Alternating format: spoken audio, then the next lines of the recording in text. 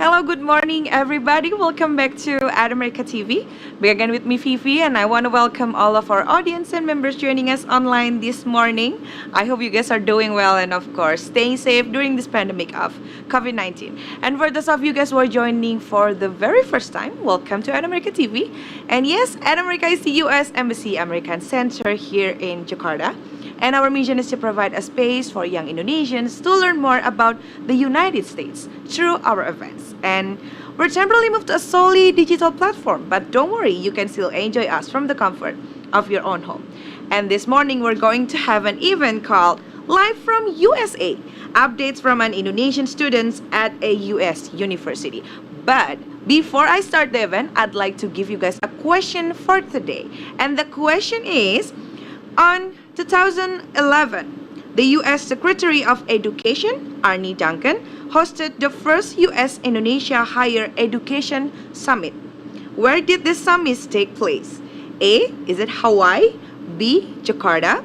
C. Washington, D.C. or D. Bali? So you guys can answer the question by commenting at our live and our social media platform. And if you guys joining through Zoom, just leave your answer at the comment box section. Alright, and I think that's it for me. Don't forget to take a selfie and tag America Instagram account during the event. And now, I hope you guys are ready. I'd like to pass it to our moderator for today. Please welcome our lovely Education USA America advisor, Vina Alatas. The floor is yours.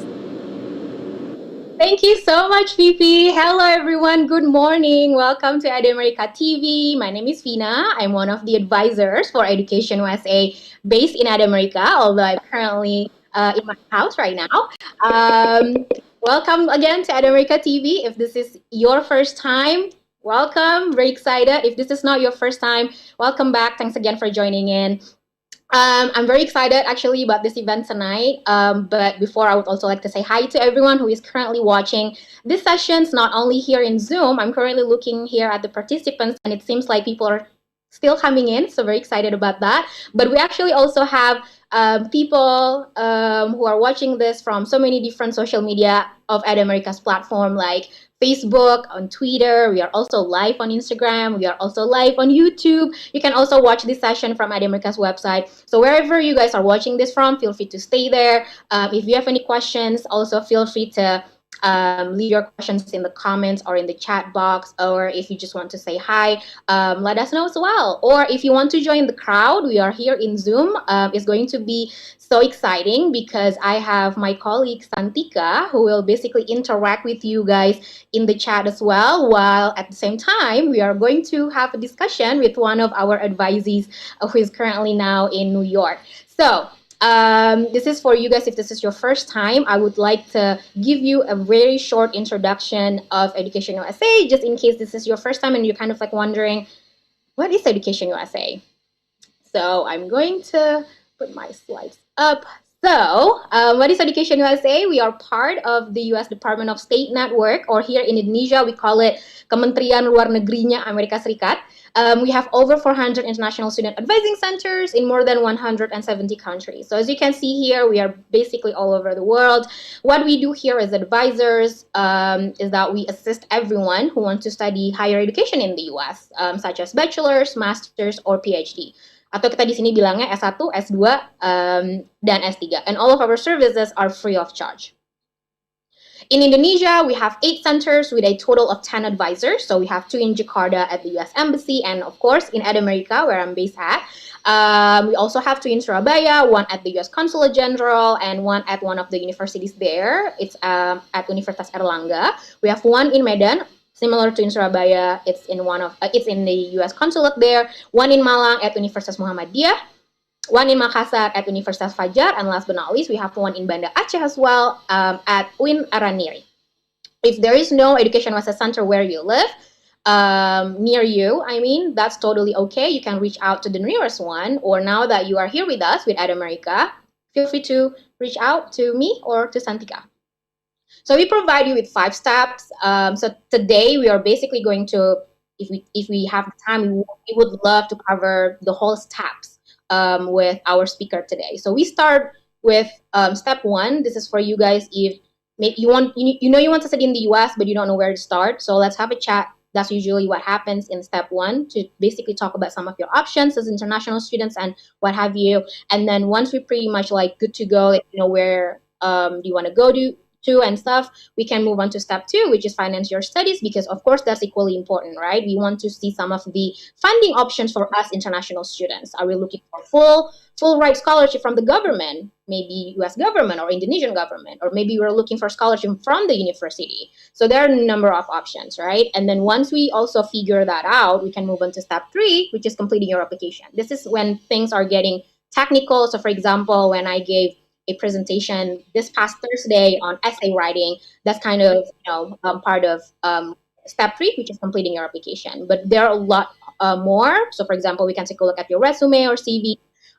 We don't do letters of recommendation, but if you have some questions such as English standardized test, or maybe the university allows you to take either GRE or GMAT, or maybe you're still kind of confused about the two, which one is the right one for you, or some tips, or if you want to know what other advisees of us have done in the past when they prepared their GRE or GMAT. This is definitely also something that we can talk about today as well with our speaker, right? So once you basically submit all of the documents, we can move on to step four, which is applying for your student visa.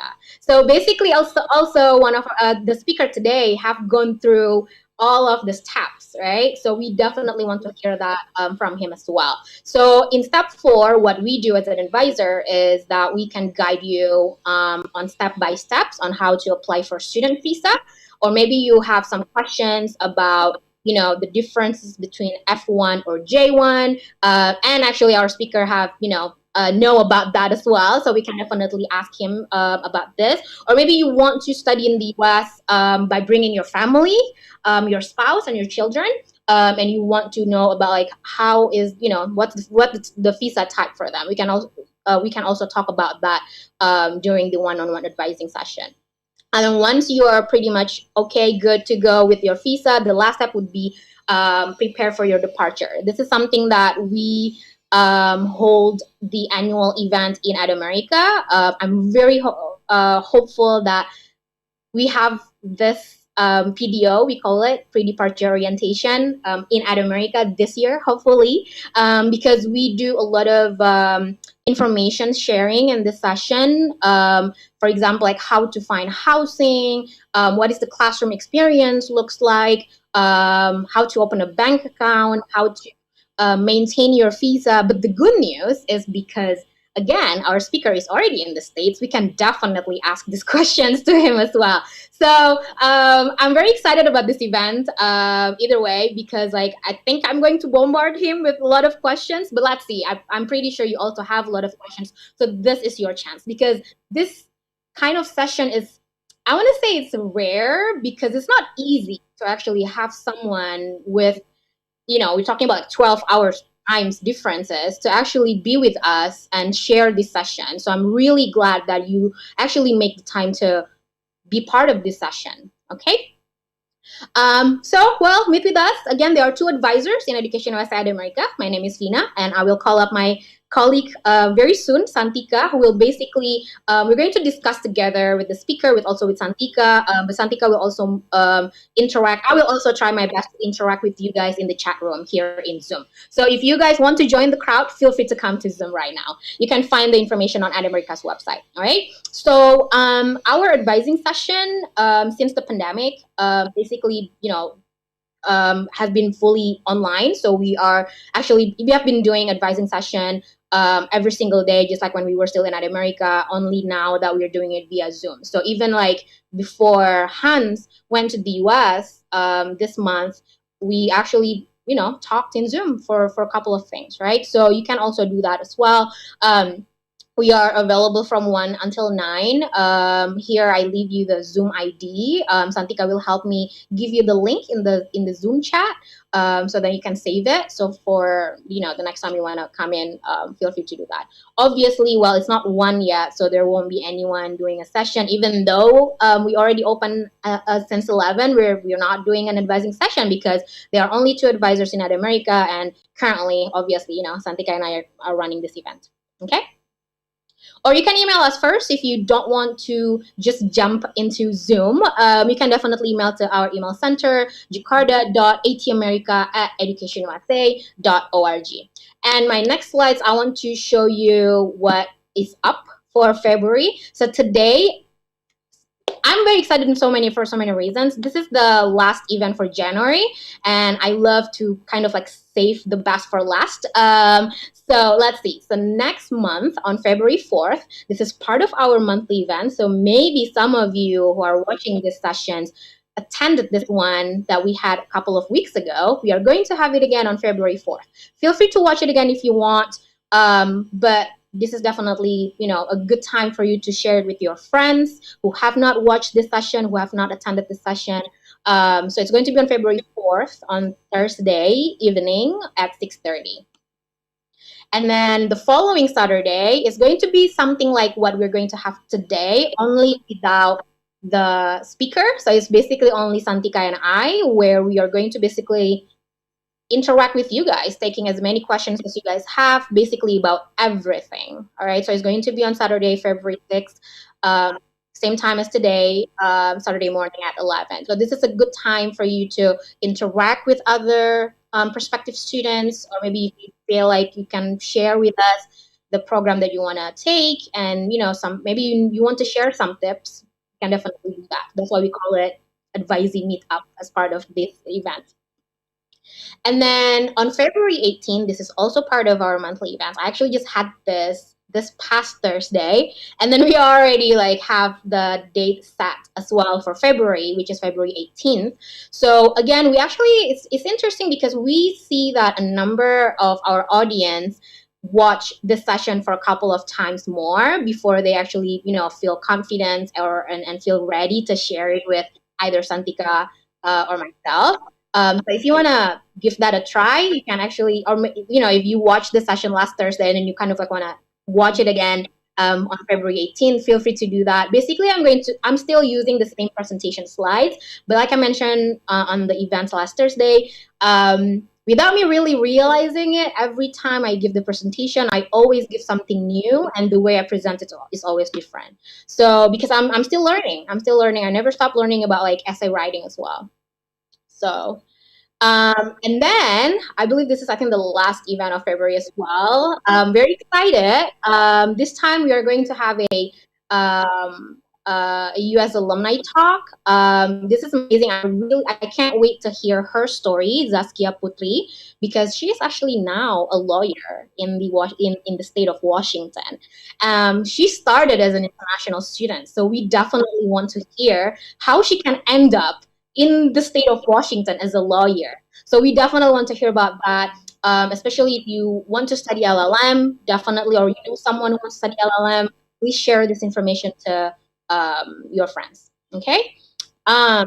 You can definitely register already to all of the events that I've been mentioning. There will be one more event, but the poster is not ready yet. But in the next coming of days, you will also definitely see another discussion session with one of our advisees. This time is Santika's advisee.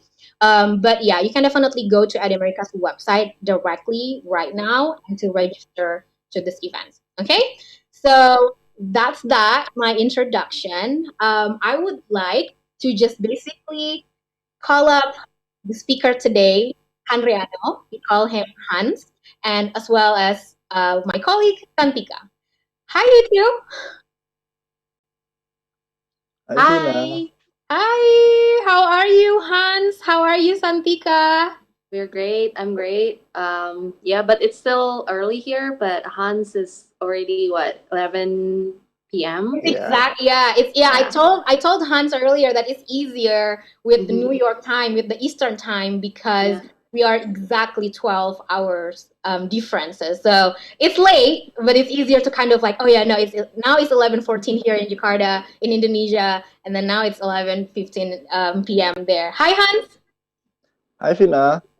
How are you? Been great. Just wrapping up the week. Oh wow! Yeah, we actually had a quick briefing before this session starts, and you actually shared with us that you had a midterm already or a final.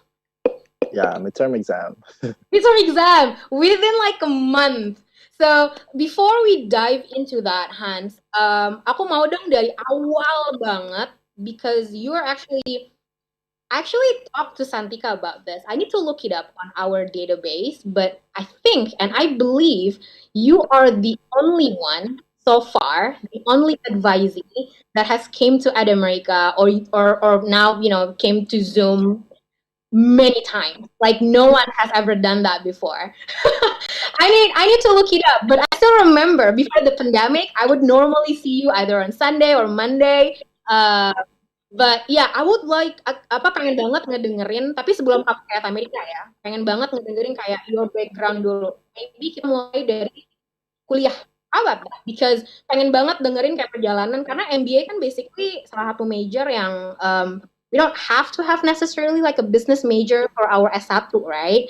Everyone can basically end up with MBA. Tapi aku pengen banget denger kayak S1 kamu tuh apa, terus kerja di mana sampai kayak okay, I think I need to continue like do like an MBA.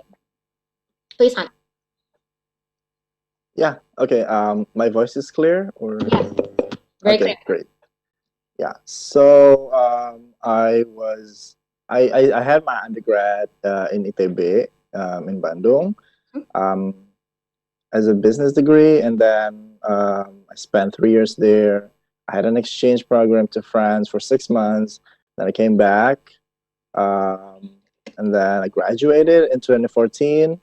And then I had a really brief stint at a e-commerce company, and then I moved into a financial regular company, financial regular organization. So I was with OJK for almost 6 years, I would say. And then I left OJK after 6 years because I thought that I need to know more about other industries. I want to know more about industries outside financial services because over the past 6 years, it's been about financial services. There's insurance, banking, and all that. And I want to know what's more outside of that. And I want to know more about like international experience, and obviously I want to be in a top tier university where I can where the classmates are also are similarly ambitious. They've been very accomplished in their previous lives. So that's what I was looking for. And here I am in Colombia. So it's really interesting. So you said biasanya kan kita we tend to kind of like stick to even though it's years, people tend to just stick to that industry. What makes you think that I don't think this? Do you feel like that industry is not for you when you're still in OJK, or you just have this like I'm just so curious, like I want to know more. Kamu lebih tipe yang mana? I think I'm like the second one, where I feel like, yeah, it's nice to be in financial services, but then I've had many friends. They're like in different backgrounds, they're in different industries, and like hearing their stories makes me want to know more about what's out there, what's outside financial services, and then also going outside the seat from a regulator into the players, the professional side, where you're actually being in that particular industry. There are consulting, there are tech, there are retail, people that came from all over the world and all sorts of backgrounds, who are currently my classmates. So I've been very grateful to have that experience right now. Mm-hmm. And how long did it take for you to the point where you said to yourself, it's gonna be MBA? I think when I was in my second year of working. Oh wow! Yeah, it's been quite a while. Okay. Yeah. We want to hear more about it because that means that you actually prepare this for so long, and it seems like it's paid off. Yeah, correct. So I think in my second year of working, I've had an epiphany where I feel like I want to know more about other industries. And then I looked into like the options. Obviously, financing the study is a very important part of you know going into a program or not. And I don't want to stay out of the out of the school for like I've been working for quite some time. Then I entered a program that is I would say is probably not like the best, because if I can, I would strive to be at the best program there is. And so yeah, it took a lot of time, but I'm glad that it paid off. Rather than being rushing very early in the beginning, and then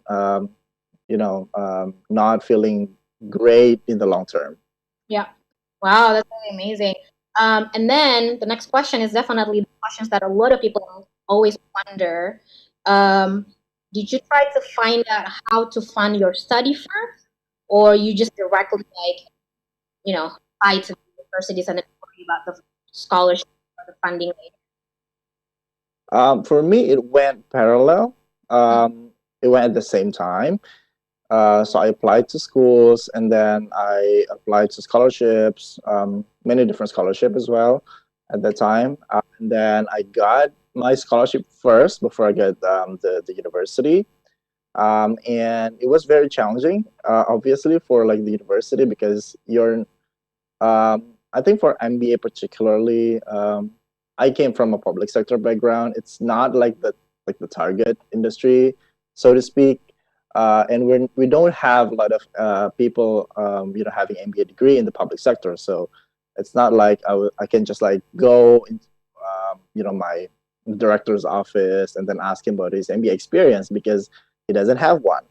Um, so it's more challenging, because building the network on your own, that's one of the hardest part, because you have to know what kind of people who got into these particular schools, what these schools are looking for, and what can you do to prepare yourself to be able to go into the game. Mm-hmm. So I think you made a really interesting point there when you said it's not that common if you work in a public sector to apply for an MBA. But do you see that here, at least in Indonesia, that we see that a lot? That people work in the public sector and then they decide, do MBA. There are a lot of people who would want to have the MBA experience, because business degree is very valuable wherever you are. But eventually, people who can make it, it's not a lot. Okay. We actually see that some of our advisees ya, Santika, I don't know if you have some advice yang kerja di public sector juga dan mau MBA. I actually just had one recently, dan kebetulan Hans dia kerja di OJK juga, so I definitely mention your name, and I forgot what he said, and I don't know if he's watching. I think he is. If yes, please say hi to us. Because we definitely wanna see that. Tapi memang definitely banyak banget kita lumayan kebanjiran ya San, advisors yang apply ke MBA. Do you have any like experience from your advisees? Mereka backgroundnya apa aja? From my experience, those who are successful, but unfortunately, yang aku ingat banget, one that I really remember, one of my advisee who wants to apply for MBA, is coming from the social entrepreneurship background, which is very interesting. And if you want to apply for MBA and you are aiming for like scholarship, I think that kind of like fits the puzzle, because scholarship is kind of like looking for people who can contribute to greater goods, to more people and everything, to the society. And then it's business, but it's social, it's like you're doing business, but for to give it back and things like that. So yeah, it was a successful application, but unfortunately due to the COVID, she have to waive it. She have to like let it go. That's why I remember it so vividly, because kayak sayang banget gitu loh, kayak udah dapet perjuangan, udah dapet the scholarship from the university. Oh right, yeah, I remember. It's like it's like apa kayak fellowship gitu, terus kayak fully funded, and then yeah, she just worked so hard on it, kayak advising 10 kali kayaknya ada. So yeah, I wish she could change her mind or like reapply somehow. But yeah, MBA is one of the most unique apa ya program ya Vina ya. If based on my experience juga, you have been here for 6 years, so you must feel that way even more than me.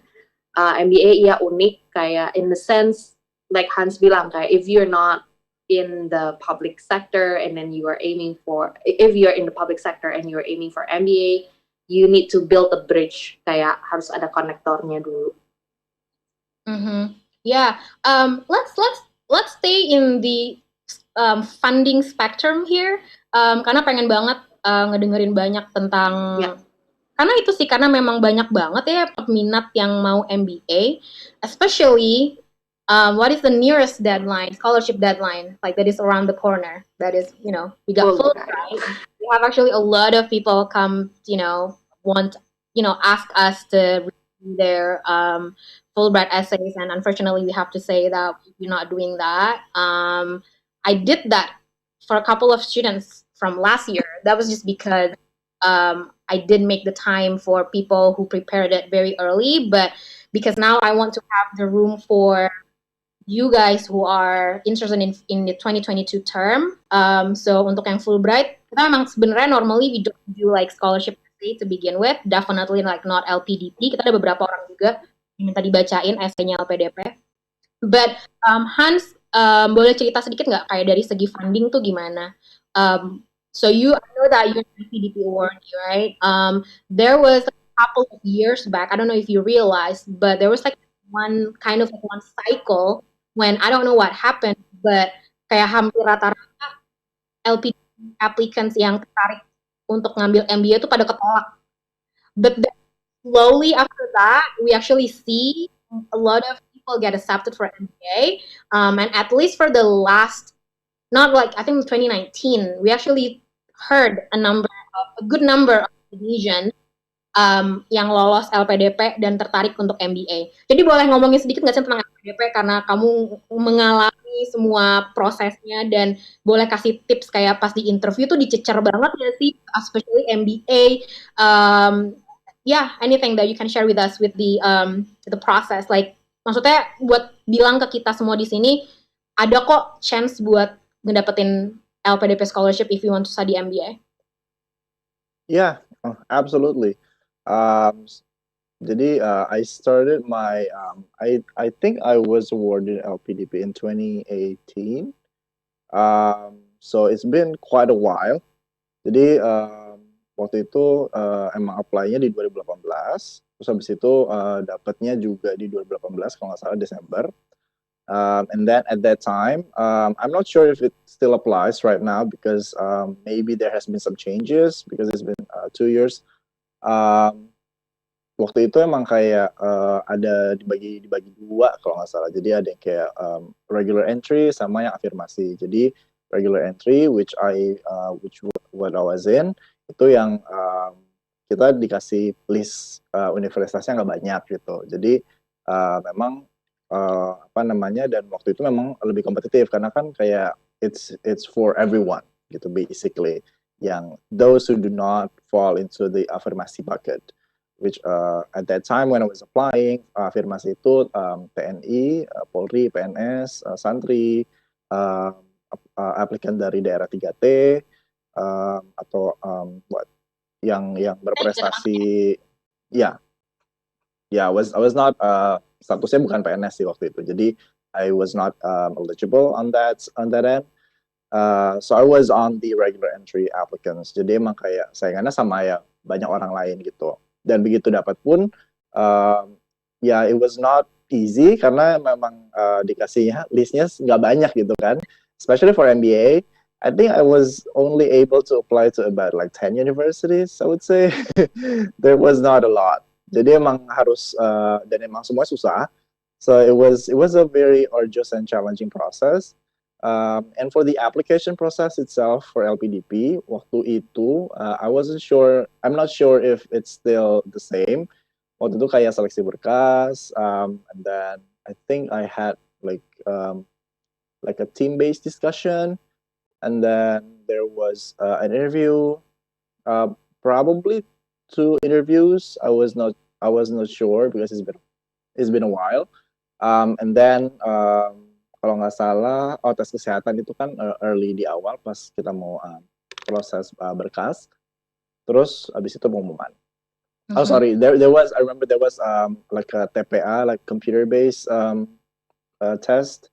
Like a lot of people failed on that end. I wasn't sure why, and I wasn't sure why I went through. But there was also like something that I don't know how you can prepare for that, but just keep in mind. Okay, and then my question, Hans, karena banyak juga yang nanya kayak, is it easier to get accepted the LPDP when we already have the LOA? Kalau untuk kasus kamu gimana? Kamu pas apply dan pas kamu keterima, no LOA whatsoever, right? No. So that's also probably not the very best strategy that I had at the time. Jadi kayaknya memang mendingan, apalagi untuk universitas yang LOA-nya susah gitu. Misalnya kayak if you want to go to Harvard, if you want to go to Stanford, want to get to Columbia, if you want to go to I don't know, Chicago, atau kayak other top uni yang memang cari LOA-nya susah, mendingan LOA dulu gitu. Karena nanti biasanya kalau universitas kita mau request untuk defer, itu case by case, tapi kadang-kadang mereka bisa kasih kalau misalnya kita memang belum dapat funding. But you have to talk to your university first. Tapi definitely I would recommend if you can get the LOA and then get the scholarship, karena kayak kalau LOA bisa di defer, tapi kalau misalnya udah dapat scholarship, biasanya scholarship tuh ada time frame-nya. Jadi misalnya at that when I was applying to LPDP, waktu itu sebenarnya time frame-nya cuma 18 bulan. Jadi dari dapat LPDP sampai terakhir dapat LOA itu adalah 18 bulan dari kita diterima gitu. Dan kamu actually extend that? Actually I lapsed that time. Tapi waktu itu karena COVID, jadi kayak they extended the deadline for 6 months. So I was on a lucky bucket, but still don't count on it. Karena kayak you just have to make a really good strategy on that end. Do you think that was just because of the pandemic? Do you think if there was no pandemic, that your LPDP dan maksudnya kayak pas ngelewatin 18 bulan kamu belum dapat LOA kayak angus? Do you think that's officially yeah, cuman kayak there's always a case by case case by case instances where you might talk to them and ask for like an extension, but it's not like official, and I hadn't had that experience yet, so I can't comment on that. Okay, that's really interesting. Dan pas kamu tadi bilang bahwa it seems like you suggest us to actually get the LOA first. The one thing that I'm thinking about is the LPDP PTUD di peringkat tinggi utama dunia. And then we have Mirza, one of the yang lagi nonton sekarang juga nanya, jadi dulu belum ada PTUD ya? Kayaknya dulu udah ada sebenarnya ya? I think there was one previously, terus habis itu when I was applying in 2018, itu kayaknya nggak ada, terus habis itu ada lagi mungkin ya sekarang. Okay. So that's why things are changing. Okay. Yeah, and I don't know. Well, I mean clearly they actually do have like LPDP PTUD here, karena kemarin tuh banyak banget. Ini sebenarnya rute yang aku completely agree banget with you, Hans. Dan ini buat aku mau share ke yang lain juga. Ini sebenarnya rute yang menurut aku cukup menarik. Kayak aku tadi di awal banget nanyakan ke Hans kayak scholarship dulu atau LOA dulu or like the other way around. And then Hans bilang kayak basically paralel. Zaman dulu when I just started with Education USA, I never like suggested that. Each advisor has their own kayak personal opinion, and at the time my personal opinion was, karena sebenarnya nggak ada salah, nggak ada benar juga sih. But what my personal opinion at the time was, I prefer to actually secure the funding first and then apply for the universities, because for me, kayak securing the scholarship is actually way harder than actually getting accepted to universities. Karena maksudnya the universities, there are actually a lot. Yes, it's going to be hard to get into the highly selective universities, but there are tons of other universities out there that walaupun highly selective juga, tapi ya adalah chance satu aja at least keterima gitu kan. But then and the main reason why I said that is because I actually see number of Indonesian back in the day where they believe that, kan banyak juga orang yang percaya bahwa uang bisa dicari lah gitu kan, yang penting coba apply dulu. I totally kind of like, I'm not saying that it's wrong, but it's not for me, because in reality I actually see a lot actually with Education USA, people keep coming in and say, yeah, this is my LOA, where's the funding, how can I get the funding, gagal LPDP, gagal Fulbright, to the point where, karena untuk deferral, which is something that we can also talk about in a second, yes, di US bisa defer ke tahun berikutnya, but then that's it, right? Normally they only allow you to defer to 1 year. I know that one of my advisors back in the day, universitasnya baik banget, itu di law schoolnya Penn, allowed her to actually defer for the year. Itu aku nggak pernah dengar, tapi aku memang bilang ke advice-ku untuk kayak just tell the situation and explain, dan akhirnya dikasih. Itu pun sayangnya dia tetap nggak bisa dapat funding. And at the end of the day, she didn't end up going. So pretty similar to like what one of Santika's advices as well. Tapi itu kan kasusnya lebih beda ya, kayak kemarin kan karena lagi pandemi and everything. So yeah, basically karena aku lihat banyak banget orang yang akhirnya bilang LOA dan nggak bisa berangkat because of funding. Well, that's how I change my view. Jadinya aku lebih ya secure the funding. However, and then LPDP comes in, right? And then with LPDP, especially if you want to study in the US, timeline-nya karena kadang suka terlalu ketebak kapan deadline-nya mereka, dan timeline-nya agak sedikit off sebenarnya sama timeline kita apply dan starting our study in the US. I always like hope that in the future mereka ngikutin timeline-nya Fulbright. Karena timeline-nya Fulbright itu udah paling bener banget menurut aku. Well, obviously di Fulbright is like to US. Tapi Fulbright itu, for example, this coming cycle yang Februari 15 2021 itu untuk keberangkatan fall 2022, dan itu timeline-nya memang panjang karena memang lumayan panjang sih prosedur kita mau apply, karena deadline aja kayak round one for MBA or like early deadline aja tuh udah kayak September, October, keberangkatan sebenarnya September, October this year, so it's like a year, almost like a year apart. So when LPD enters, and the fact that I want to say that LPD is might be the scholarship at this point yang memang lumayan allows us to go to this highly selective university in the US. So aku jadinya sekarang exactly what Hans did, paralel. Jadi ikutin semua yang deadline-nya paling dekat. Apakah universitasnya kejar, kalau misalnya itu universitas dulu dan kejar universitasnya, nanti kapan itu buka dan kejar juga LPDP-nya, right? So that's that. I think I have. Right. Vina, while we're at that, you guys have been talking about LPDP and you mentioned Fulbright and the timeline and everything. And there's this one question that I find really good and relevant. It's from Akunia in Zoom. Kak Hans, why choose LPDP? Why not Fulbright? Ada gambaran nggak which one we have to choose that suits us better, LPDP atau Fulbright? Jadi kayak in the beginning, how you choose LPDP instead of like Fulbright, and what's your considerations, and any tips on kayak determining whether this one is for me and this one is not for me. Okay, yeah. So actually back in the day, I applied to like several scholarship schemes, but I did not apply to Fulbright for several reasons.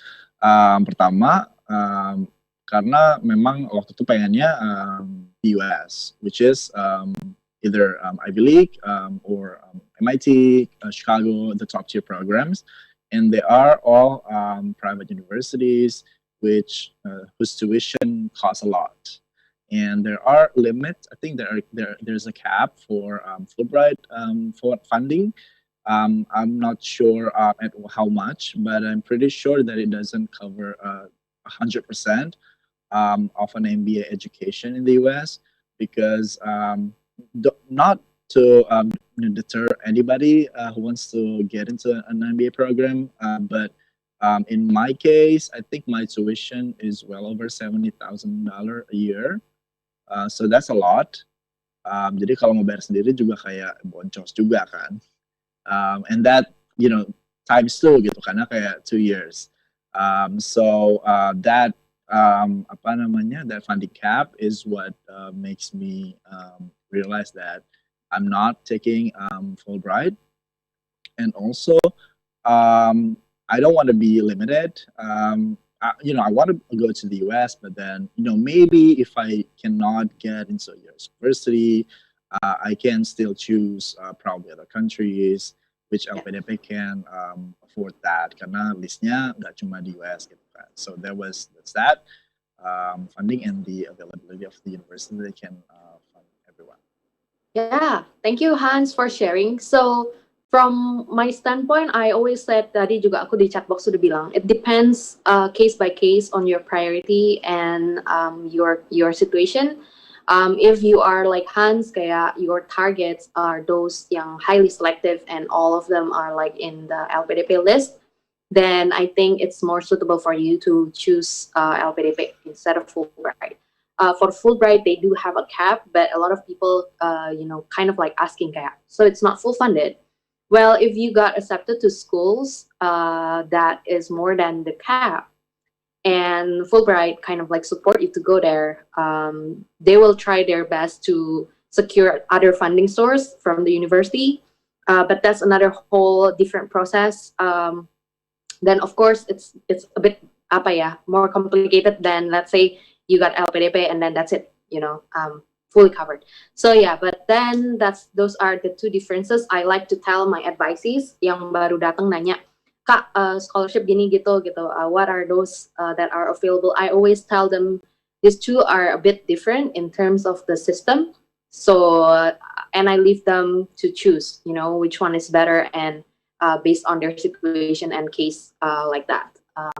So yeah, thank you so much for sharing that. I think that's very important to understand. Yeah, and if I can add a little bit about Fulbright before we move on to like the other topic, Yes. is that aku tadi sempat ngobrol juga sama pas di briefing ya Hans, kayak the last person that I know yang lolos Fulbright MBA itu adalah Mbak Ayu Kartika Dewi. If you don't know her, Google her. Dia terkenal banget. Sempat kayak masuk di salah satu staff Jokowi or something. But that was like a while ago. That was like years back. I'm pretty sure probably after her ada juga yang lolos MBA pakai Fulbright, but I didn't know the person. I happen to know Mbak Ayu karena kita beberapa kali pernah kita undang, karena menurut aku case-nya Mbak Ayu tuh menarik banget because I don't want to scare you or anything, but just a heads up, memang aku jarang banget sebenarnya ngedengar orang di Indonesia yang pakai MBA pakai Fulbright. I'm not saying that it's not possible. Maybe it's just more challenging that way. But with Mbak Ayu, is the case I think is interesting because the way I look at it, Fulbright itu lebih yang kayak you have like this kind of want to join like in the public sector when you're done, when you're back to Indonesia. Dan memang itu salah satu fokus yang Mbak Ayu pakai sepertinya setelah dia lulus.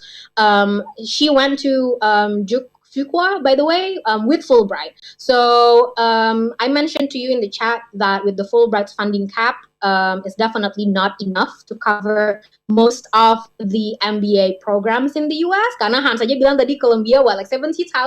And that's like for tuition alone. And Fulbright has like 35,000 basically for everything, tuition, living costs. So, but it is actually still possible as long as the university can cover it. They can cover it dalam bentuk scholarship, or mungkin kalau untuk program MBA jarang ya pakai bentuk dalam kayak kita sebagai research assistantship, but if you are like in the STEM world, STEM as in science, technology, engineering, or math, it's actually very common if you can if you do assistantship type of job while you're studying, di mana mereka bisa ngasih funding at the same time while you're doing that. Itu bisa ngebantu nge-cover probably the Fulbright's funding cap.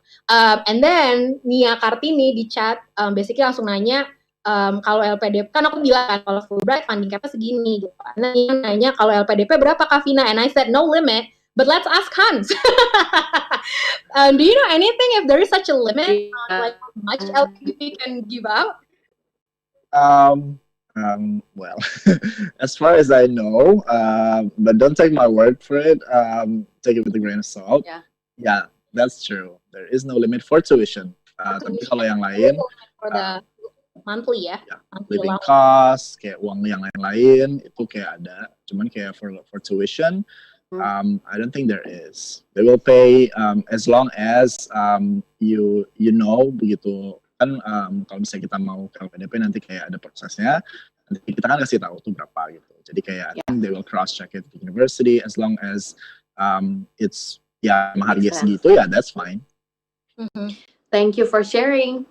So yeah, I just want to highlight like the point here that Fina mentioned, how expensive it is to afford MBA programs in United States, and that's why maybe, or in most cases, securing the funding and or the scholarship comes first, just because apa ya kayak it's just more expensive in terms of the program, and you just want to make sure that kayak you don't want to be accepted and then later on like going here and there for the funding, but since it's very competitive as well for the scholarship, then you just kind of like put so much effort, and not seeing yourself in the university is going to apa ya really sad aja gitu.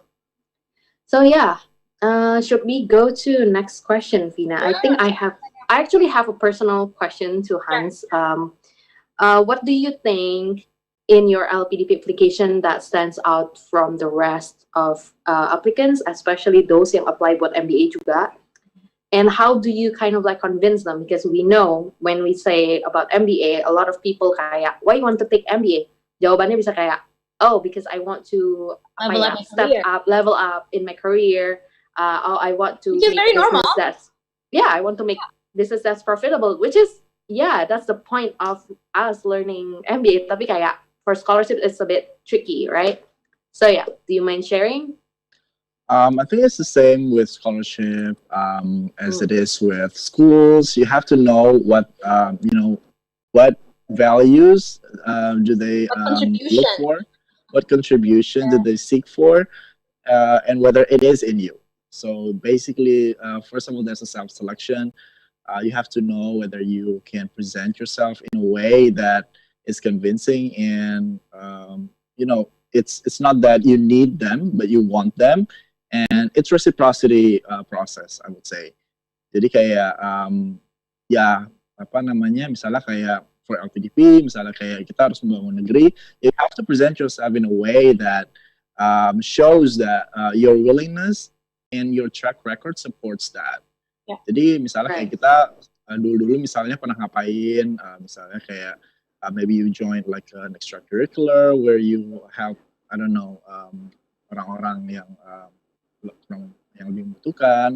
You may highlight that, and then the way you present it and the way you package it, then the way you present it during the interview process will make or break your application.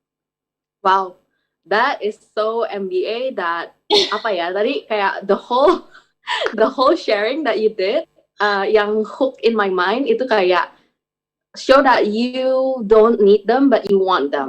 What's the difference? Yeah, what's the difference? Like how do you appear you need them and how you appear you want them? Karena yang bener kan you said you want to show that you want them, not like you need them. Yeah, I think from that end, if you need them, it's as if you do not have any other alternative. You do not plan strategically. You do not have a plan B, plan C, plan D, plan E, etc. And if you want them, it seems that, you prepare yourself, you know what you want, and you know what they want, and you build in between that. And I think that's the most important thing in both, applying to schools and applying to scholarship. And never lie. Don't make up stories. Just if you have something that is, you may personally feel that it's not good enough or maybe not impactful enough. Maybe people do, help millions of people in Africa where you only help, 10 people, close to your home. The way you present it will create a sense of, whether, whether it is in the same degree or not, but also how to make it convincing and make it personal to you. Yeah. Wow. Okay. Okay. I totally buy that. That's awesome. I kind of like agree with that. So the different between the need and the want is if you have options. So if you kind of like come in very desperate and you cannot prove it to them, that's kind of like they feel like, oh, you need us. You know, you don't have other option. And that kind of like maybe makes them think like, why, if you have such a good profile, that you don't have other options, kind of like that, right? So yeah, interesting. Okay, Fina, you want to pick other questions from? We have so many good questions that I don't So many know good which questions one to that go first. although we still technically have about like 50 minutes, but I'm like afraid, like kayaknya nggak We cukup. don't have enough time, exactly. But let's So, see. okay. Yeah. Um, Selamat udah belum tadi? kayaknya belum ya. Yeah, yang from your experience, which one is harder for you? Is it to secure the funding without having LOA at that time, or secure the seats on MBA Columbia? Is there any notable challenge that you face on each of this phase? Kayak nyari funding sama nyari LOI. This is a good question. I love this. Yeah, this is in my case. So once again, take it with a grain of salt. For me personally, I feel it's a lot more challenging in securing the LOA. Karena waktu itu memang my first attempt to LPDP itu langsung dapat. So I was very grateful for that. Other people might have a reverse experience.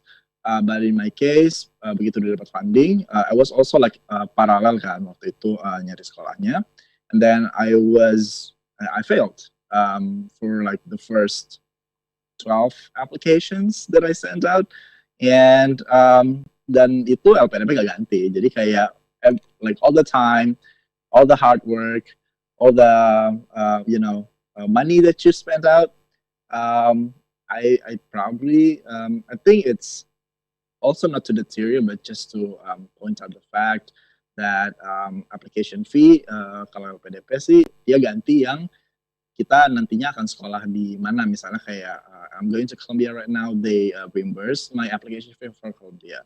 But for the other 12 applications that I've sent out earlier, yang mana setiap aplikasi it ranges between $200 and $250 for MBA, itu nggak diganti gitu. So you really have to be sure that you have the time, the effort, and also the monetary capability, the financial preparation to be able to pursue the path that you set your mind into. I'm not a quitter, so no matter how long it takes, I will go and fight for it until I get it. Yeah, I love it, and this is also something that I see from a number of Education USA America's advisees, because I remember Hans salah satu termasuk yang kemarin nggak jadi berangkat karena nggak keterima kan beberapa MBA schools-nya, and Hans actually is not the only one. I don't know about you, Santika, but I actually have a number of my advisees yang nggak keterima juga, and then of course I asked them like what's their plan, right? Ada yang mereka udah secure funding, mereka udah secure LOA di negara lain, which is totally okay, totally normal and everything, walaupun aku lumayan sedih. Tapi ada juga rata-rata semuanya pada kayak very determined untuk kayak end up di US. Jadi beberapa advisiku itu, and Hans is actually one of them, the living proof, who's basically kayak tetap coba apply juga gitu kan. Yang lain basically say the same thing, kayak yeah, I'm going to apply again. So I actually have been assisting a number of advisees yang previous year gak dapat dan mereka apply lagi for this year. So yeah, definitely I love that. Mm-hmm. Yeah, so from my end, it's kind of the same with you, Fina. So not a lot, like just a few of advisee coming back to me, because most of the time we receive great news, right, Fina? Like, hey, I got accepted, especially yang kayak bulan-bulan apa, March, April, May, June, we got so many good news, and rarely people come to us saying I don't got accepted, because most of the time when they come to us, our advisees, we tell them to have like a backup plan. So not only applying to one or two schools in United States, especially if US is your only target that you want. So you don't want to just have two universities, but more than that. I always push my advisees buat yang kayak kalau baru datang, cuman bilangnya kayak, kamu mau targetnya pengen daftar kemana? Terus dia kayak cuman mention one school, terus I'm like, that's it. You don't have like other options. Even if you are applying for like LPDP, let's say, optionnya ada 3 gitu loh. Jadi kayak kalau satu, it's like you are like wasting the other 2, which is it's a chance for you. So yeah, yang nggak keterima juga kalau kabarin, I would like ask them like, oh, so when are you applying? So I just kayak directly langsung aku tanyain kayak, okay, kapan mau reply? Kayak, okay, mau apply kemana lagi? So I just directly kind of like, in a way kayak I don't say kayak, oh, ya nggak jadi dong ke US-nya atau gimana. I was just like, okay, what's your next plan? Like you said, yang kayak, what's your next plan? Okay, mau apply kemana lagi? Deadline, what's your next deadline? That's what I usually ask juga, kayak, what's your next deadline? Karena kan biasa ngabarinnya kan nggak terima satu, tapi kan ada opsi-opsi lain kan. So that's what I always ask them. And especially on MBA in particular, because I can't agree more when Han said that it's actually very challenging to secure the LOS. Very much. Especially for MBA, because it's just that it's the program where almost like everyone is interested in. So with my advisees yang tertarik untuk ngambil MBA, aku selalu kayak push mereka untuk exactly kayak Santika bilang, kayak have the plan B. Well, I mean, we basically tell that to every of our advisee, tapi particular in MBA kita kayak ekstra banget karena ya itu kayak just in case you're not gonna get accepted, because it's actually really tough to get in, right? And Hans basically experienced that. Udah sampai kayak sempat kepanggil interview and everything, tapi akhirnya I'm sure that because you're very determined in like applying again, pasti Columbia juga pas ngelihat kamu apply lagi juga kayak gila juga ya nih orang udah ketolak sekali masih tetap apply juga. Some people ada yang ngelihatnya malah justru kayak kalau udah ketolak sekali udah jangan apply lagi deh. Kayaknya kita udah di blacklist kasarnya gitu kan. Kalau aku I see it like the opposite of that. Aku malah justru bilang no, actually apply to the exact same program. Exactly. Same university.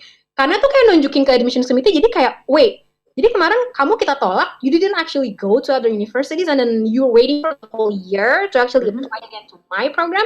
The way I look at it, that's basically what might be what the admissions committee is, looking for. Yeah, that's like persistence. Itu di highlight banget. I think that skill, that trait is really rare, especially kayak we are talking about reapplying and everything here. Then Hans is actually one of so many advisees that we have. Yeah, I really remember, even though you are Fina's advisees, I really remember that you keep on reapplying sampai keterima. Makanya kayak I'm like, pas Fina share the story when Hans is finally accepted, I'm like, wah, kayak ikutan excited because aku nggak pernah lihat advisee, maybe belum ada yang benar-benar nggak quit at all like you, like you got rejected and then you just kayak, oh okay, langsung nextnya okay, applying for this, applying for that gitu.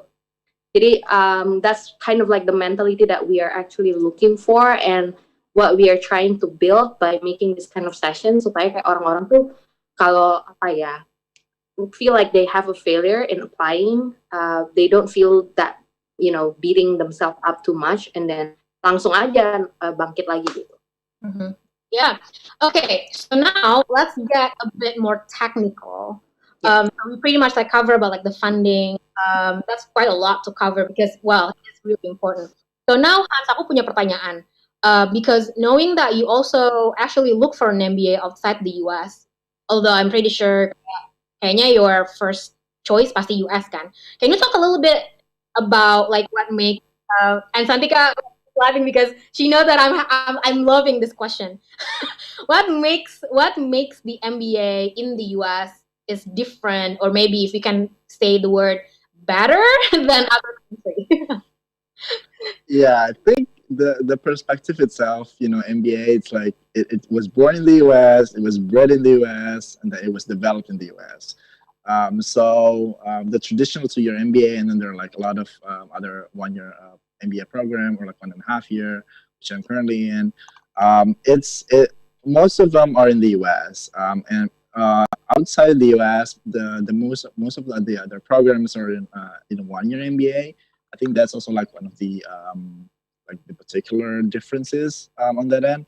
And I don't know. I think just just the thought of having a US MBA. I think coming to the US, you're gonna have your thoughts. You're gonna have different thoughts. You're gonna be exposed to a lot of different things, as opposed to like maybe in other countries where it's more international, so no one is a majority. I mean, you're also a minority, but everyone else is also a minority, and it doesn't make you feel like you're actually a minority because everyone else is a minority. Like if you're going to the US, at least probably half of your classmates are Americans, and they speak their mind. They don't hold back, and they actually engage in discussions. And they, the fast pace of life. I'm not sure if it's just New York or the US in general. It's so fast and it's so intense, and everyone is like, "Ah, we can go on with that." I think that determination and the way that you can feel that you can adjust yourself, I think is more pertinent when you're in the US MBA. That's just my thought. Wow, that's actually really interesting. I would like to get into the classroom experience since you started it like very recent. But before that, I would going back a little bit, GRE. Let's talk about that a little bit. Here Mila Utami basically kayak nanya, is it also applied for GRE or IELTS result submission to show our studiousness? I do remember that Hans also took GRE for several times. I don't know, maybe Mila is Hans' friends. I don't know like how she knows about it. But yes, Yeah. Hans, you did 3-4 times, and you got one of them from our giveaway GRE voucher. Yes, correct. Thank you, Fina, for pointing it out. Absolutely, such a pleasure. But can you share a little bit to us about GRE, your experience with it? Dan kenapa So nggak yeah, GR? yeah. So a lot of like when you're applying to an MBA program, the top of mind of a test score that you would definitely want to get is GMAT. I did take both GMAT and GRE prep. Jadi kayak sebelum sebelum kayak before I went to the testing office for the first time, I took the prep course for each of those to make sure that I grasp the what would it feel like, what type of questions am I looking for, and which one that I feel more comfortable taking. And I do feel like I'm more comfortable taking GRE. Jadi kayak when I was taking GRE, it was not, and then I failed on my application process. I retook my GRE, retook it again, and then retook it again 4 times. Not only, if your score doesn't get better, it's not that bad because it shows that you have perseverance inside of you to just keep on going. And I think the major difference between GMAT and GRE is the type of questions that you will be facing. For GRE, I can't really remember the technicalities, but I do remember that the verbal section was very hard. It was like us, kayak kita orang Indonesia, kita misalnya tes ujian bahasa Inggris, biasanya ujian bahasa Inggris kita lebih bagus daripada ujian bahasa Indonesia, karena it's just more difficult. That was the same for GRE, but like in English. Jadi kayak it was designed for a native English speaker untuk ngerjain soal-soal bahasa Inggris, soal-soal verbal bahasa Inggris, and that we as a non-native English speaker would find it more like a lot more difficult on that end. Tapi on the other hand, untuk matematika, untuk kuantitatifnya, it was easier, a lot easier than GMAT. And I chose that because I feel that I can learn, on the verbal side for GRE rather than studying a lot more with the unpredictability of GMAT. Sama satu lagi, kalau untuk GMAT itu dia soalnya question, I forgot, is it like question or answer adaptive? Jadi misalnya kita jawab satu soal, misalnya kita jawab itu benar, soalnya akan jadi lebih susah karena kayak selama ini kita jawabnya udah benar. Jadi kayak makin lama makin susah. Kalau misalnya kita jawab itu salah, soalnya akan jadi lebih gampang, tapi skor kita bakalan skor berikutnya itu akan jadi lebih kecil nilainya. So that's like the difference. Iya, dan kamu setuju nggak sih Hans kalau di kita tuh verbal kayak super duper challenging banget, dan kamu bisa share nggak sih kayak the safe score probably like in a range of.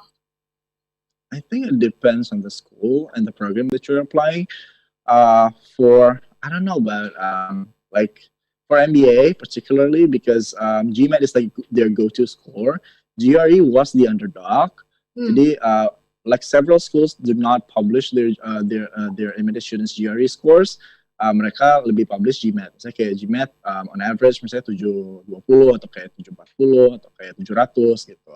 And then you can set your bar on that end. Tapi kalau GRE, some people don't, which makes it I don't know their way of thinking, but probably it will make them more lenient in accepting people with stronger personality but with lower GRE scores because it's not published anyway, so it's not affecting the ranking and all that. Yeah, and we actually covered this last week, right, Santika, with the speaker Tita, the fact that GRE itu jarang banget, hampir nggak ada di-mention di website si universitas gitu. So you definitely kind of like want to find some other information. Kayak misalnya kalau kayak di MBA itu ada some kind of like this forum. Kamu pakai nggak sih, Hans? Banyak banget yang mention poets and quants. Itu terkenal banget, katanya kayak everyone gets all the information about MBA in there. But in particular, you mentioned about like the GMAT score, about like 700. That's actually quite high, right? Tegak. So kalau advice yang datang ke aku kayak, Kak, nilai GRE atau GMAT tuh harus berapa dan segala macam. And if I see that their targets are like highly selective school, I would say like, okay, your aim is 90th percentile and above. Kayak ya udah, pasti harus nilainya yang kayak almost close to perfect. If that's, you know, your kayak maksudnya kalau ditanya harus berapa ya, if you really want to aim for yang bagus banget nilainya, ya of course harus di atas 90th percentile or at least 90th percentile. But again, kayak Vina bilang tadi, and what we talk in our previous sessions with Tita, yaitu kayak they don't really disclose much on the exact number. Kayak TOEFL IELTS itu kan exact kan, they give like 7.5 on IELTS and average on in this area harus berapa, and then TOEFL IBT minimum of what 90 to 90 gitu. But for GRE and GMAT, they don't do that. And most of the time, if for MBA, especially a bit more confusing, that they give you options of GMAT or GRE. So I just had one new MBA advisee, nanyanya lumayan kritis dan it makes me thinking kayak bagusan GRE atau GMAT ya, karena di websitenya mereka, di tulisannya, it says 80% of the students who are accepted took GMAT dan skornya range segini, and 20% GRE, and the range of the score is this much and that much. So her question is like, so which one should I take? Is it like, does that mean that they accept GMAT better, like the higher, misalnya kayak if you take GMAT, you have a higher chance to be accepted? Because the portion of the class that they accept itu ya gitu 80-20. But I told her that what they disclose is just purely kayak class profile-nya mereka, bukan kayak their admission, you know, preference. Because if they have preference in the first place, I think it makes sense not to give them option, right? If they prefer GMAT, they will just like GMAT aja gitu kan. Yeah, if you remember, Santika, when we had the MBA sessions with 4 incoming MBA a few months ago, which, by the way, if you guys are really interested in watching that, let us know. But MBA is definitely the topic that we want to kind of like have again and again and again throughout the year, karena lumayan menarik aja sih menurut aku, kayak, dan I'm really glad to be able to feature Hans today. But yeah, one of the speakers from that session a few months back, he made it to, was it Cornell or Yale? And then he actually mentioned, we say like it's okay if you don't want to mention, but he actually mentioned his GMAT score, and we were actually surprised because it was actually like on the lower side. I think if I'm not mistaken, it's like 590. So, wait, is it 590 or 690? I think it was actually a bit low, but And the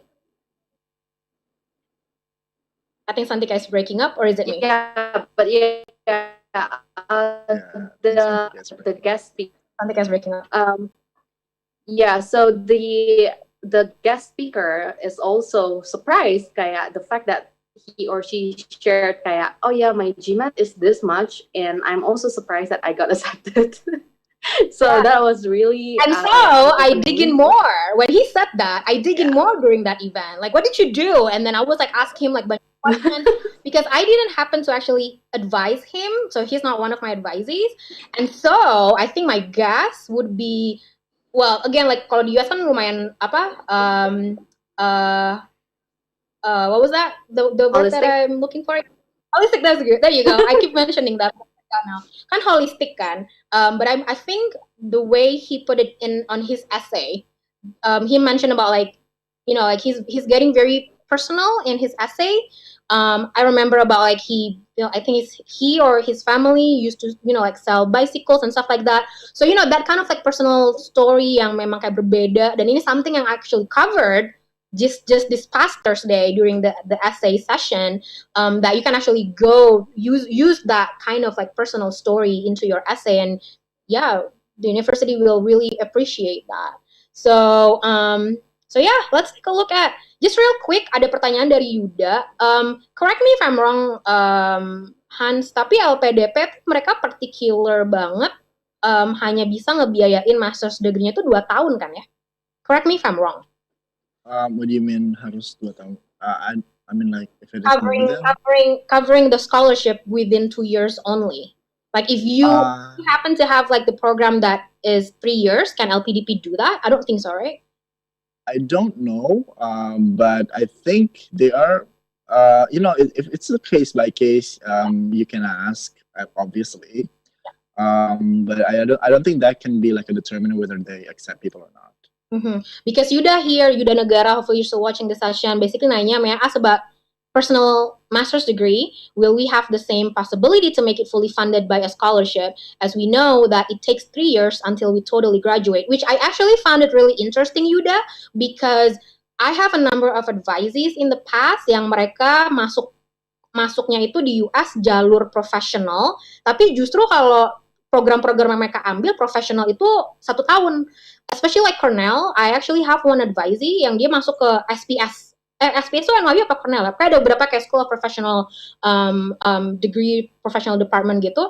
Kebanyakan advisee-ku itu 1 tahun. So, and she actually funded by LPDP. So, my understanding, but yeah, Santika basically tadi ngejawab, cek lagi di LPDP, but what I can suggest you is by checking LPDP itu bisa nge-cover lebih dari 2 tahun nggak? Setahu aku, I may be wrong, setahu aku LPDP cuma bisa nge-cover 2 tahun. As well with Fulbright, I don't know, I may be wrong as well, but I think it's also 2 years.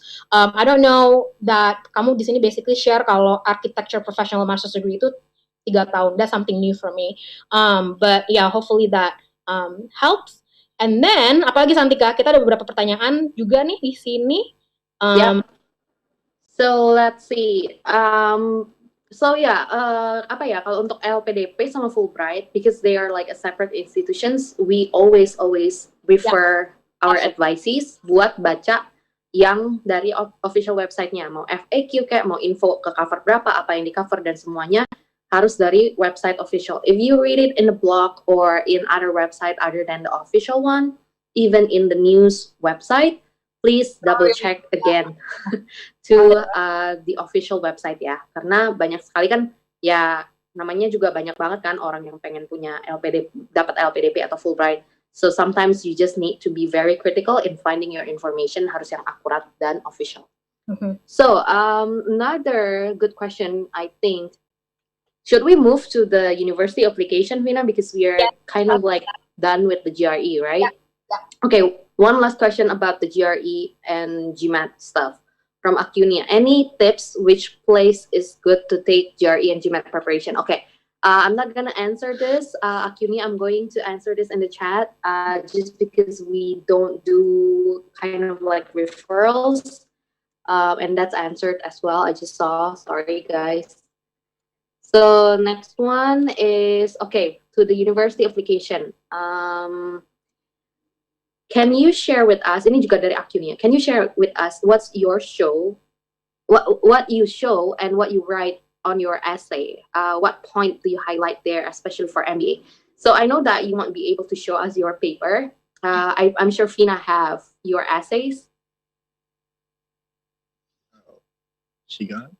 Yeah. Okay. So yeah. So Okay. basically, this past Thursday, I was saying that I do have all of my advices essay, and some of them sometimes ada beberapa yang bilang kayak yeah, feel free to share it, but I don't want to, because it just kind of like give a lot of us kind of like pressure because misalnya kayak Hans bilang ke aku kayak yeah, feel free to share it. Although a lot of my advices say no to that. But misalnya kayak even though you gave me an access to kind of like share it with everyone, and then you actually read Hans' essay, and then you're going to start thinking, wah ini esainya bisa keterima ke Columbia loh. I'm going to try to write something like Hans, and that's something that we want to avoid. So yeah, Hans bisa share nggak sih ke kita kayak because you mentioned earlier about like the GRE score and everything and how the universities actually, just in case you have like low GRE score, they're actually looking for kind of like your personality. And we believe that also something that we can show that on the essay. So can you share with us your experience on that essay writing? Yeah, absolutely. Well, I applied to like a bunch of universities back then, and so every single application, even for the same program and for the same university, I built it from the ground up. It's never the same essay. It's always like different things. I always, brainstorm from the very beginning. What part of my past experience that I would like to expose? How do I want to expose it, and how do I want it to be presented, and how do I want the readers to feel? Because it's different. Sometimes the admissions committee that review my application last year would be able to review my application again this year. So you have to build your engagement from the ground up again. Especially for different schools, you have to really know about the schools, not only from reading the brochures and their official websites, but also to talk to people. Just shoot an email to like alumni, current students, especially if they're any Indonesian students. They would be very happy to help you and answer your questions. But just bearing in mind that they're probably a lot busy, like a lot busier when they're in their MBA program. A lot of my emails were left unanswered, but still, I mean, like just talk to them and like try to be able to go through the sessions that each campuses have. I think that helps to position yourself. What part of yourself that you want to present, and is it really what they are looking for? For instance, there are some programs that are really looking for people who would want to go back to public service, and there are some who are more like capitalistic, some who are more about compassion, some who are more about persistence, and you can build your story from that and what values that you want to create and that you want to expose in your application, and it has to be holistic. So if you want to focus on perseverance, do that on your essay, do that on your talk to your recommenders. I'll ask them to highlight that in their recommendations, very specifically, very tangible example, so that it leaves mark into the readers. All parts of your applications, basically. Yeah, and I actually had a good time reading your essay, Hans. Sometimes we brainstorm it together. I love, like how you kind of, kayak misalnya banyak kayak you ask my opinion about like if you write it this way and you write it that way, which one that I like, and then that's like when I turn myself into like an admission committee mode, and then and then I say my piece and everything. So I definitely had a great time reading your essay. So exactly kayak Santika di awal bilang sih, kayak by the time you shared with me that you accepted, like yes, absolutely, like it's great to hear. Right. Okay, so Nina, I think we have we have like similar or like overlapping questions. So I'm just gonna ask to Hans. Sure. So this one is regarding your choice of program and the university, which is Columbia. Ini dari Nuha dan dari dua lainnya. In the very beginning of the session, they already asked this. Bianca and Akunia juga, they asked like, why MBA and not MPA or like other programs in Columbia University? And Nuha here is specific also like why Columbia compared to like other universities. I know you have applied to different universities than Columbia, but in the end, I think it's also your choice to say yes or no to Columbia when they accepted you. So yeah, can you share a bit on your decision? Yeah, I think first of all, MBA versus MPA or MPP. I know I came from public sector background, and I know that the most sensible option, so to speak, is to go to an MPA or an MPP degree. But then again, it's not aligned to the goal that I would look for in a graduate degree, which is to expand my horizon, which is to meet new people. Because as for MBA, as Finn already said, everyone is applying to an MBA. Everyone, you were working as an entrepreneur, you had a hotel, you were working as a consultant, you were cleaning up oceans. There are a bunch of like different people with very interesting personalities. I currently have a classmate who is actually in my small group of learning team, who was well, he is still a Navy SEAL in the US. Jadi kayak equivalent kayak Kopassus buat angkatan lautnya di US, which is very very elite, very interesting, and not a lot of that. I know that MBA is more open to like a lot of different personalities and a lot of different backgrounds.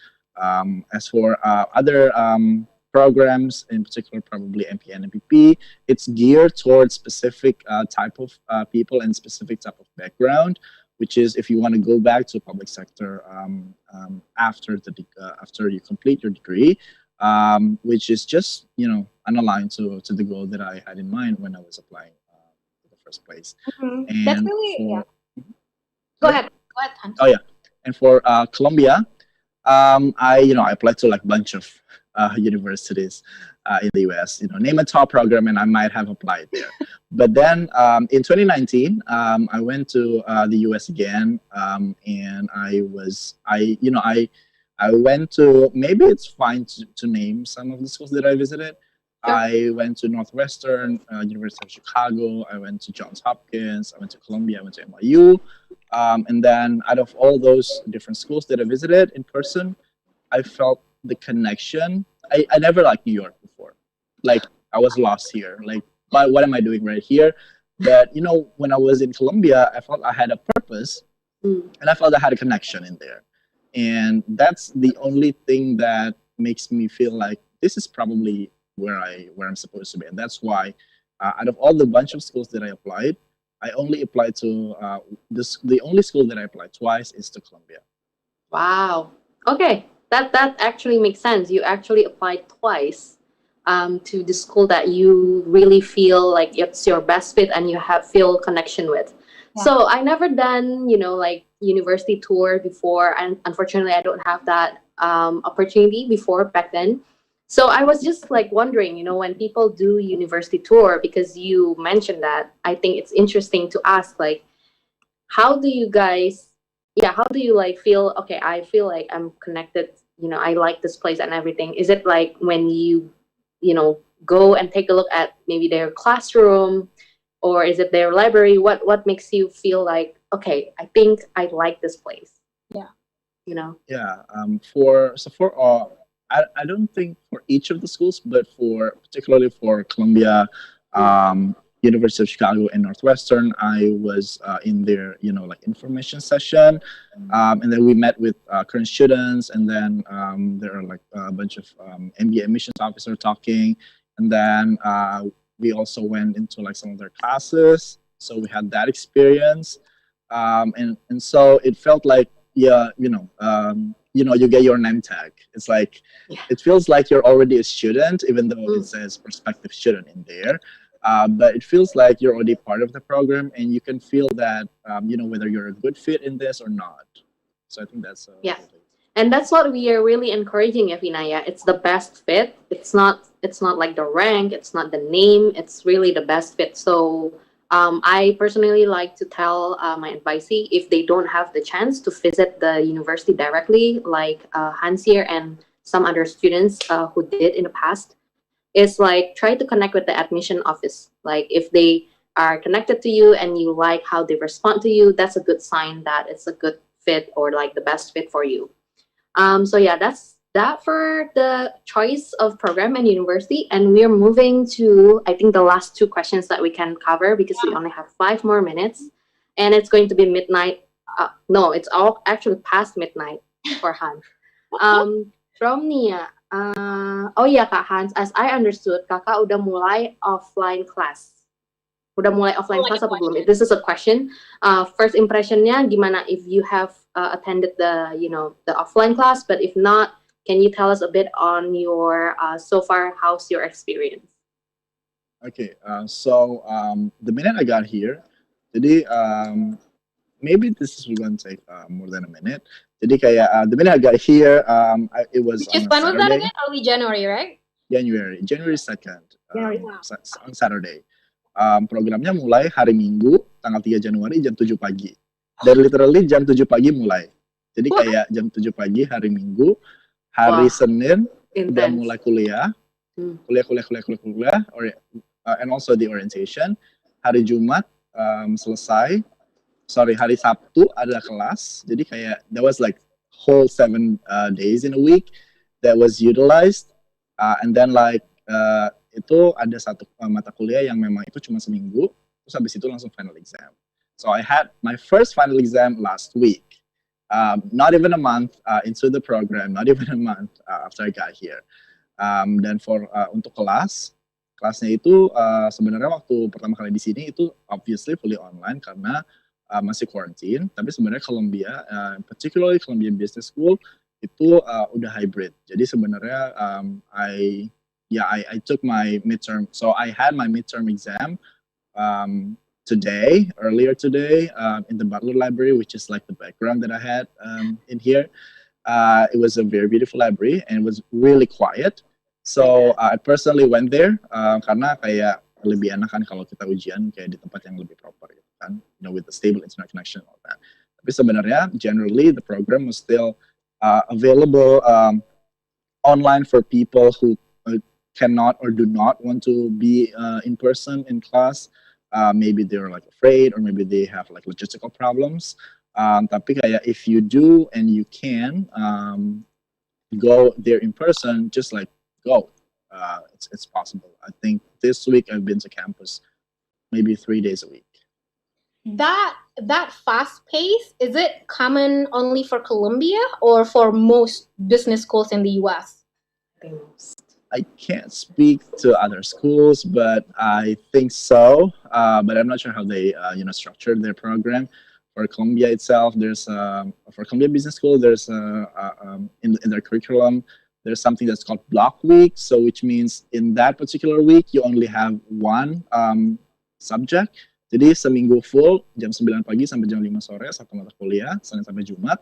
Hari Jumatnya ujian atau kayak final project. So that's it. And then the following week, you have another thing. Do you have a lot of free times? Not a lot. Not a lot. I barely had time to set up my bedroom. I bet. So yeah, it's just enough for sleep, but maybe not enough for the rest of the things for entertainment purpose. I kind of like tone down on my sleep so that I can have a little bit of social and gearing up toward like moving in and all that. But yeah, I mean like the program itself is very intense. So what happens after, like now that you're done with the exam? Is it break now, spring break, or? No. It's like satu exam, yang lain masih ada. So I have another midterm next week, and possibly also another midterm the following week. So every week there has to be an exam, I guess. But are you having fun? The fact that you are there? Yeah, absolutely. I mean, like talking to different people. Yeah. Yeah. apalagi kan MBA itu kan terkenal kayak it's all about like networking, right, Hans? Kita ada beberapa kayak apa advisees or Indonesians yang kemarin sempat udah mulai MBA dan itu online dari Indonesia, and they said it's no fun at all because MBA is all about like meeting students, talking to the faculty members, just all about networking. So can you say that even though with the pandemic now, you are still able to do it? Yeah, absolutely. I mean, like, I personally called my friend who is still stuck in Thailand. Like, how did she manage Wow. about the 12-hour time difference? Because apparently Bangkok and Jakarta has like the same, time zone. That kind of thing, that little gestures. And also, what made me realize from I don't know if you agree with this or not, but I think I agree. You don't really need to make a deep personal connection, but you have to have a large group of acquaintances. Yeah, Agree.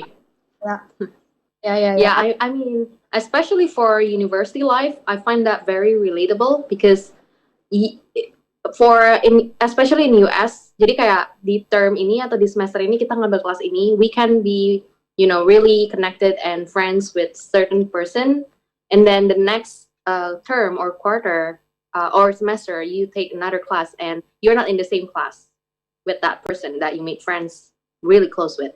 So I think it's important for you to be able to kind of like apa ya, kayak, like Hans said here, to diversify your acquaintance, just so that it will ease your university life and study in general in there. So yeah, Yeah, Nah, so to kind of like Paul. wrap it up, yeah, so basically to kind of like wrap it up, what's next for you, Hans? Is OPT something that you want to see? Because I actually see in the past from my advisees yang pakai LPDP, I don't know about now ya, yang pakai LPDP dan they did MBA. I remember that some of them went back to Indonesia during the summer to kind of like just spend the summer in Indonesia at the same time, also to kind of like minta izin ke LPDP, telling them that hey, I'm going back to the US for doing OPT, and all of them got yes from LPDP. So is this something that you're also look forward to? Because I think LPDP is now understanding what OPT is. So I don't know if you guys know, OPT is optional practical training. You are technically still under the student visa after you graduate, but they allow you to work in the US for 1 year. How about you, Hans? What's next for you after this? Every option is on the table, and particularly for Columbia, for Columbia Business School, it's it's a STEM degree right now, so we can have an extension of 2 years. So the total of the OPT year is 3 years, but whether I would take that or not, still I'm not sure right now. So when are you going to graduate again? 2022 2020. in spring or summer. Awesome. So, Santika, do you have any last question probably that we can ask Hans or? I think we're gonna wrap this up because we already extended 5 minutes and we really want our team to have their good schedule. I really thank Hans for your time and your willingness to share your eagerness to make other people feel empowered as well. And also all the best for your study in Colombia. I know you will make it. And Fina and I definitely look forward to invite you again, right? And thank you everyone who have been watching us on your precious weekend. If you hear Hans saying, "Oh, I started the class on Sunday," don't be defeated. You are here on Saturday. That's a good start. And we are always here for you if you need guidance and everything else that support you to go to US to study. Of course, we don't have the funding, but we are here to support you to apply for those scholarship. Once you got them and you are focusing on the university application, that's when Fina and I are going to have a lot of things to support you too. And yeah, I'm giving back it to Fina. Thank you so much, Fina, for making this happen as well, and everyone else. See you next month. Okay. Yes. And of course, thank you. Likewise, Santika, thank you so much for helping me. But definitely thanks so much, Hans, for making the time. You are definitely, I actually I definitely had a really great time working together with you on your essay, on your application. Thanks so much for like, always keep me updated on your status to the point like, when you get accepted and then, with the visa and everything. I wish we had more time because we didn't get a chance to touch upon like the visa process and everything, the F1, the J1, because there was, like Hans aware of that differences. But really, thanks again, Hans. This is definitely not like the last time. We are definitely going to invite you again. Hopefully you are up for it. Again, thanks so much. Thanks so much, everyone who is watching this. I'm loving the conversation that we are having here in Zoom chat. And we urge everyone to come and see us for a one-on-one advising session. All right, so thanks again. Have a nice Saturday. And Hans, have a great evening. Thank you so much for making the time despite the 12-hour differences. And I'm going to give it back to Fifi, our e-guide. Thank you. Thank you, Fina, Santika, and also Hans, along the way from the United States, for sharing the great session with us today. So back again with me, Fifi, guys. If you guys still remember that earlier in the event, I've shared you guys a question. And the question is, on 2011, the U.S. Secretary of Education, Arnie Duncan, hosted the first U.S.-Indonesia Higher Education Summit. Where did the summit take place? But unfortunately, no one can answer this question. But don't worry, I still want to share with you guys the correct answer is. And the correct answer is C, Washington, D.C. And I want to say thank you to all of you who has participated to this event. Don't forget to tune in again in the next At America TV event. And don't forget to follow our social media account. We're on Instagram, Facebook, Twitter at AT America. We also have YouTube channel at AT America. I hope to see you guys in the next Ad America event. So, bye-bye.